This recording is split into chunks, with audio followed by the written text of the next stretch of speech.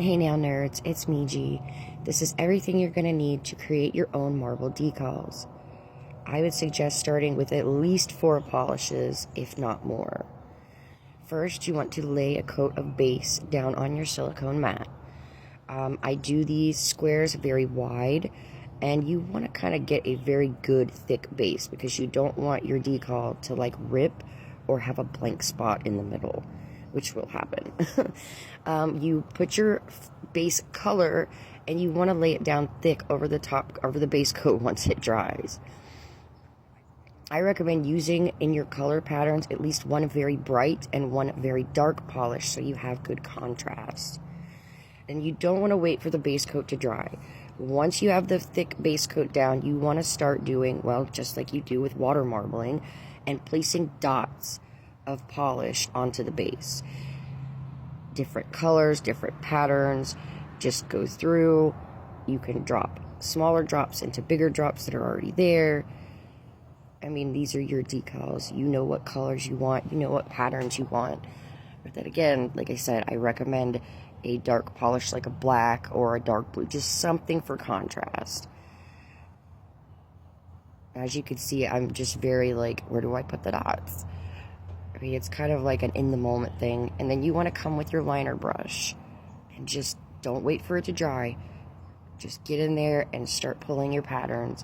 I recommend wiping your brush between strokes because you don't want to make a mess, and it will make a mess if you don't clean the brush. You can just come back, place more dots, but you have to work a little quick. Like, again, you don't want these to dry. So if you don't like the look, or you think, there's something needs a little more, come back and put more dots of polish, come back with your brush, and just edit and fix and play with things. That's another reason I'm using a smaller silicone mat over my Hollow Taco No Mess mat, is so I can twist the mat around, spin it if I need to get to another angle. But this is a really fun and this is so easy. Anyone can do this, and that's why I love it. I love it because it's attainable for the average person. Not everybody's, a nail artist. So once this is dry, once you're done, you want to put your top coat. Now, I go further out with the top coat than the decal itself, so you have something for your tweezers to lift and it won't mess up the actual decal. You want to make sure these are dry before you put the top coat on, but you don't want to wait too long.